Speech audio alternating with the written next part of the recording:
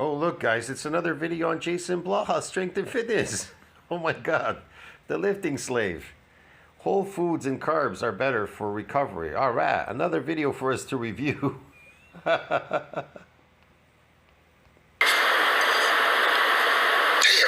it's JasonBlaha here. Today I thought I would chat with you guys about something that I think is important. This is my Fruitopia first. Again with that Fruitopia, a lot of sugar, man, in there, pure sugar. Real milk from a real cow, zero fat, high protein. Oh, real milk now. Okay, it's not Fruitopia. No lactose. Alright, I brought up this topic of eating mostly plant-based whole foods, obviously filling in animal protein. And people forget that I was saying the same stuff when I was bulking, but here's the thing that people are not grasping. While he was bulking, bulking again is fake, man. With this, it's not even just about health. Now, we could make the case that, yeah, for health, that is absolutely what you need to do. Okay, the data is overwhelming. A largely plant-based diet with some animals. Let's get one thing straight, man. Carbohydrates don't build myofibrilars. Protein does. But you could build phony muscles with carbs. They could load in the sarcoplasm. Yeah. Proteins, very high carbohydrate, low fat, whole foods. High carbohydrate, low fat. Man, you want to go high animal fat, really, if you want to be healthy, and semi-high protein, but more animal fat, if anything, and you'll perform a lot better. But you want to take carbohydrates. These plant foods filled with oxalates. Okay. Pretty overwhelmingly good based on the data that we have for health and longevity. But let's set that aside. For health and longevity data we have. Wow, this guy's really reaching now. That's not what we're talking about. We're talking about our gains. We are talking about training and body composition. We were talking about our gains, training and body composition. Your body can change. You ever see these people like in Steak and Butter Gal, how they change their bodies on a carnivore diet? Yeah, their problem was they were eating a lot of herbivore diet. And then as soon as they went on carnivore diet, their bodies all restored back to the way it was normally looking. They all looked weird, puffy, fat, gross. And then they went on carnivore diet. No exercise, nothing. That is the reason why everybody's exercising in a gym. They're exercising because they're unhappy with their bodies because they're eating a herbivore diet. But these women, they didn't have to go to a gym. They simply went back on their natural carnivore diet, which is your natural diet, and their bodies restored themselves. You understand me? But you are still eating carbs, lifting in a gym, and the body's never restoring. All these women that go in there, I watch them in gyms. I watch people go in there. They're there constantly hitting it. Their bodies are not transforming because they can't stop eating a herbivore diet, an artificial diet. If you keep eating an artificial diet, this is what's going to happen to you. Your body's never going to change. No amount of lifting weights is going to change your body. What changes your body is food. Changes your body. That's what it does. Already covered quite a bit of how carbs don't store as fat in humans, and it's primarily dietary fat that increases body fat. Yeah, but simple carbs spike your insulin, and then so any of the fat that you are eating in there will store as fat. Set that aside. This has been discussed in detail, in vast detail. Yes, it's been discussed in fast and detail. It's everywhere in science, okay? So why eat this way? Our goal is to make gains. Why eat this way? To make gains. So you have to eat an artificial diet, which is not your diet, because your coach here says you need to make gains, phony artificial gains. Few things. Number one, carbohydrates are very anabolic and they are your training fuel.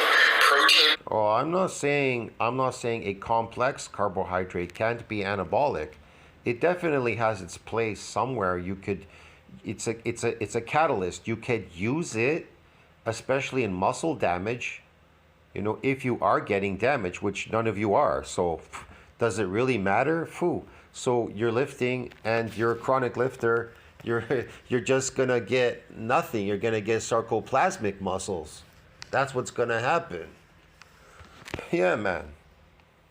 Beyond a certain threshold doesn't add as much to your ability hormonally to gain muscle as carbohydrates does. And I am not saying we don't need a high protein diet. Hormonally to gain muscle as carbohydrates do. It doesn't really matter. It's, bro, you're pumping, you're getting the pump. It's pump training. It's for every gram of glycogen, 3 grams of water drawn between skin and muscle into the muscle. So what are you talking about? You're not damaging muscles. Let's be clear.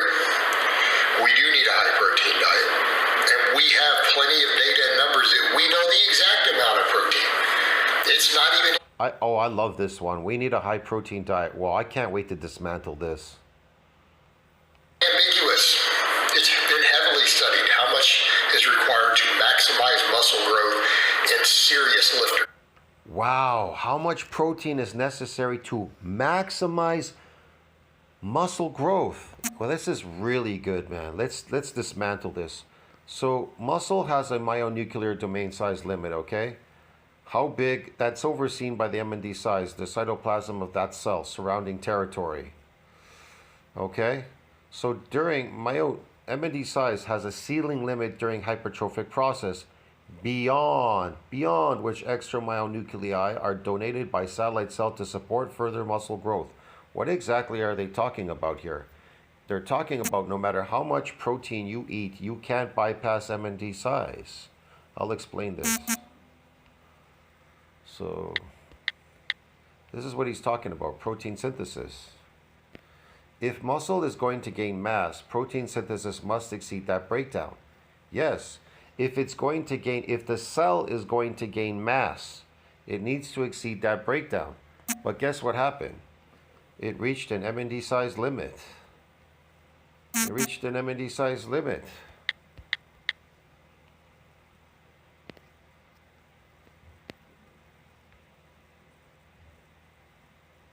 It reached an MND size limit, bro. Yeah. So what you gotta do? What do you gotta do? See that? So here, hold on a second. Look, I'll show you what it looks like in this map. Again, shown this before in case somebody came here, they don't know. It looks like this. You call it newbie gains, and then you never get those gains again.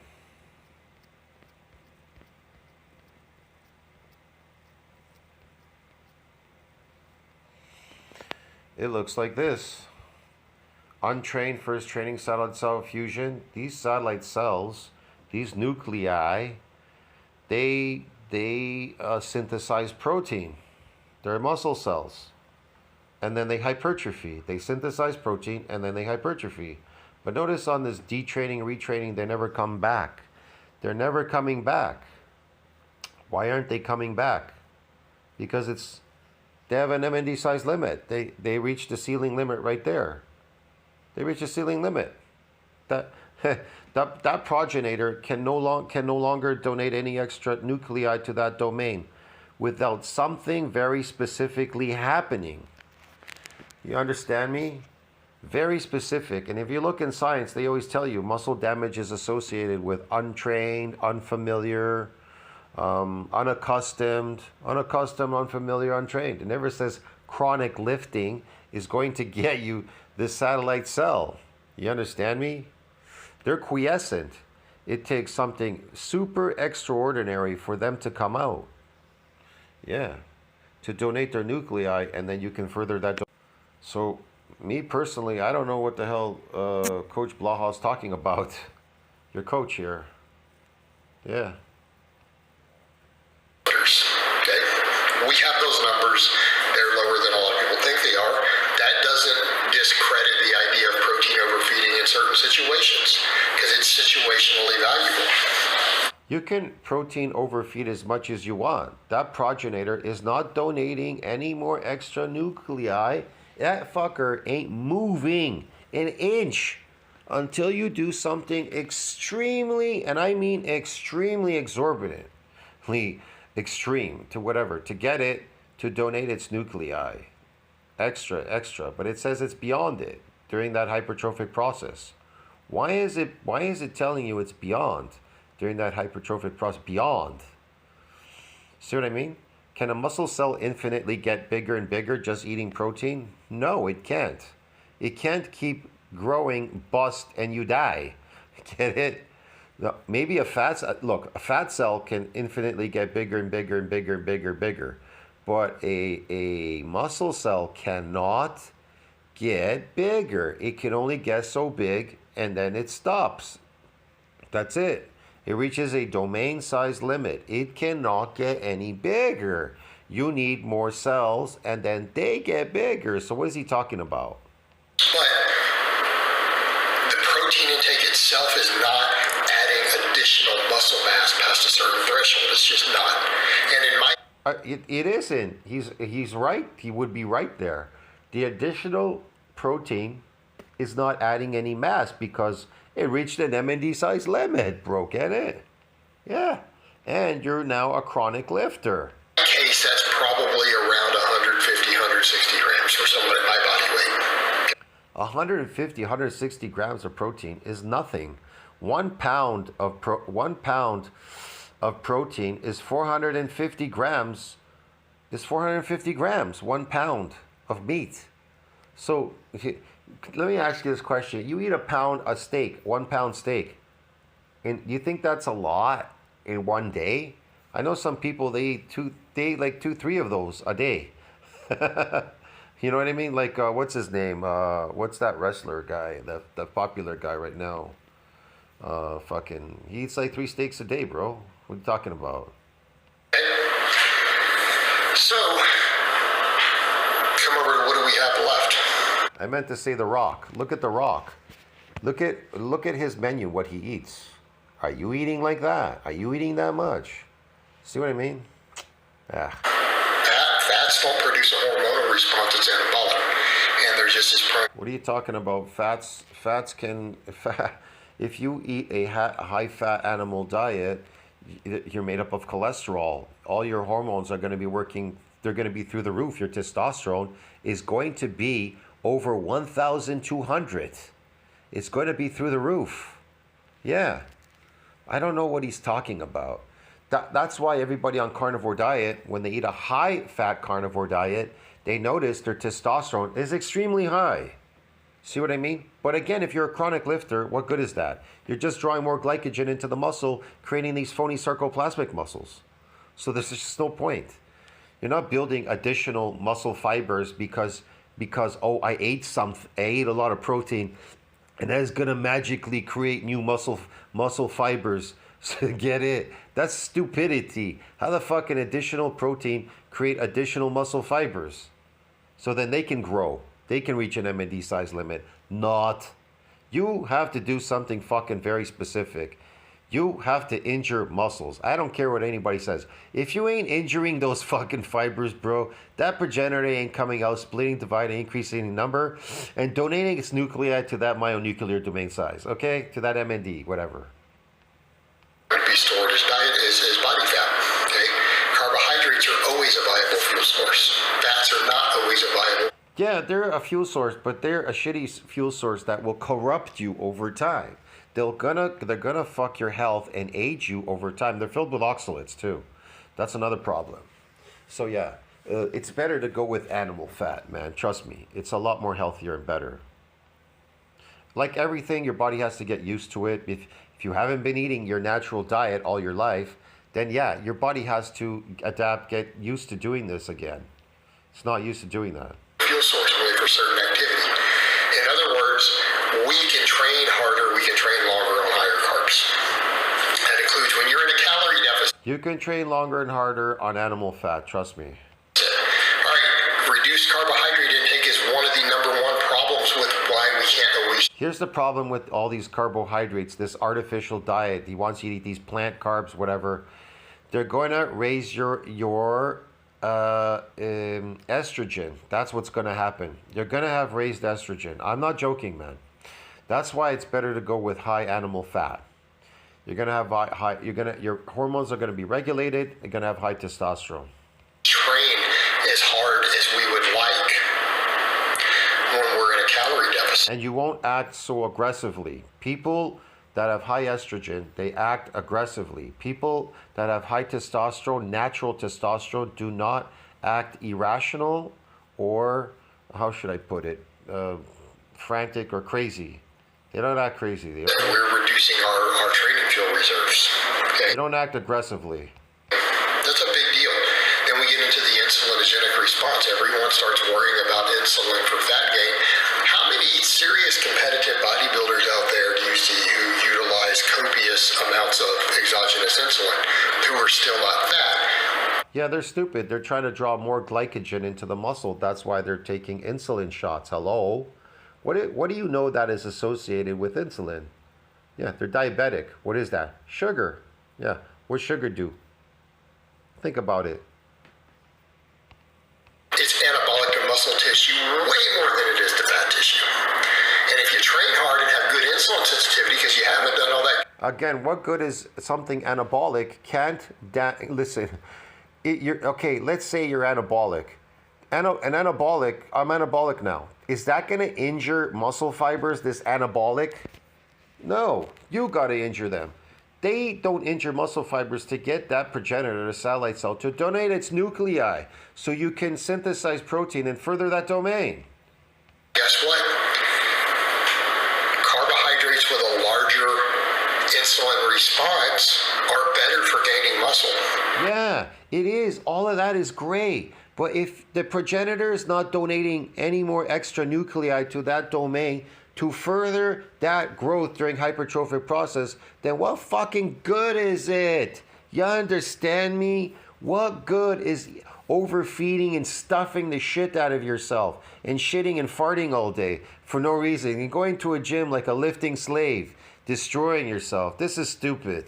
They're only a problem when you're pre-diabetic or you have type 2 diabetes or whatever. If you are not in that category, very insulinogenic carbs are extremely useful because we have by skating, solid. Insulin response due to our muscle tissue anyways, and our muscle tissue tends to be greedy, so any insulin response. Our muscle tissue seems to be greedy. The reason why people are telling you in the industry you should eat 32 grams of protein, these small amounts of protein, is because they just want you to restore protein turnover, because they know you're not building any real myofibrillar growth. Get it, man? If you're building real muscles, you're going to need a lot of protein on that day. If those muscles ever get injured, man, you're going to need like at least 3 pounds of protein in that day. Or otherwise, you'll get an apoptosis. We can get is generally going to be a good thing when we have a healthy response to it. Okay? Insulin, the IGF-1, stuff it produces. Does your coach look like he's putting on muscle? He's IGF-1 and all this Look at his arms. Look at his body. Man, you're looking at somebody talking to you through a glass that is full of shit, okay?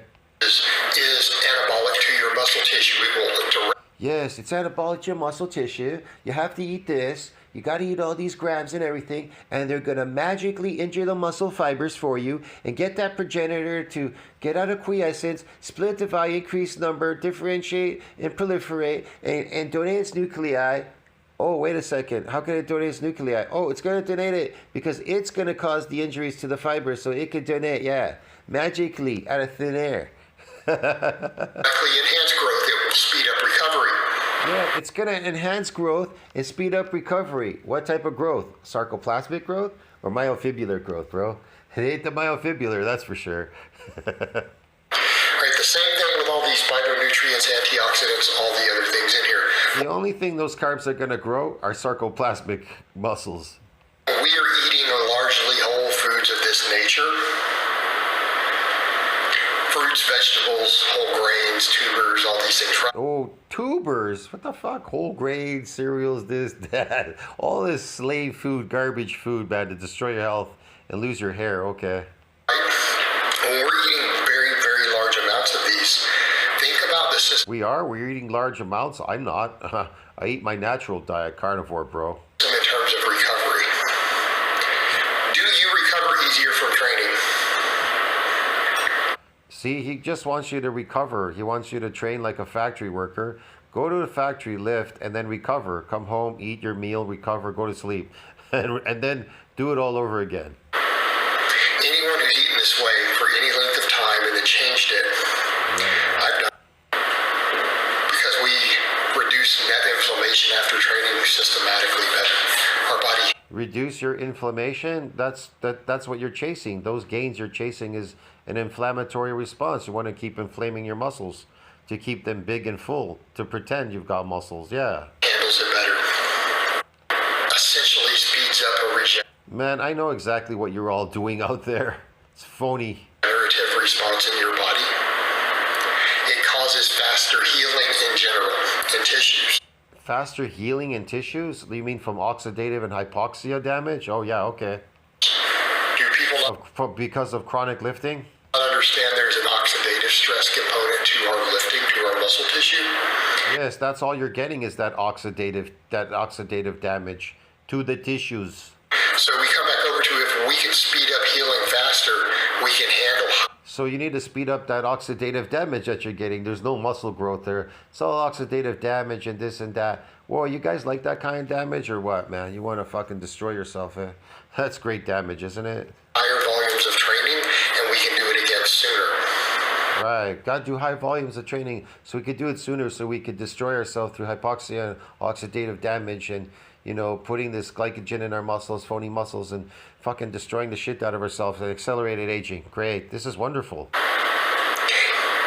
This is good for your gains. This is tremendous for your gains. And This is tremendous for your phony gains. And this is tremendous for your accelerated aging and look like me, lose your hair and get old and bald and have an old body. Look like you're fucking retired at 75 being like 46. Okay. the difference, unlike some other things that are good for your gains, this is not harmful to you. You know, and that's the other thing. I get lots of people who use a lot of stuff, and they'll be like, I don't need to worry about that because I can just take more stuff. You know, and I see that with a lot Yeah, this is not harmful to you. Yeah, okay, sure. Yeah, just take more stuff. of younger guys. They'll eat a garbage diet. They'll eat a diet that doesn't contain everything you might want. Yeah, that wouldn't destroy you. Right? They're not trying to advance all these things. Quality carbs will recover quicker. Again, these You have to recover quicker to come back to accelerate your aging at the gym. Yes. foods, these whole foods are the insulin, IGF-1. These things are directly anabolic to your They're anabolic, but they're going to age the shit out of you. That's what's going to happen every time you activate them. muscle tissue, and all of it. And this stuff needs to go away. It's just ludicrous. Whole food, plant source calories. You're going Whole food, plant source calories. Yeah. to perform better. You're going to recover better. You're going to grow better. Yes, you're going to grow. Grow back the proteins that you just lost in that session. You're not going to grow. Your growth plates stopped at 24 and muscles reached an MND size at 15. Okay? You're not gaining any more muscle fibers. You understand me? Yeah. That's it, except for those newbie gains like I showed in that map. I'll see you in the next one. Think about that. Like, subscribe, comment down below. Helps with the algorithm. I'll see you in the next one. Ciao, friends.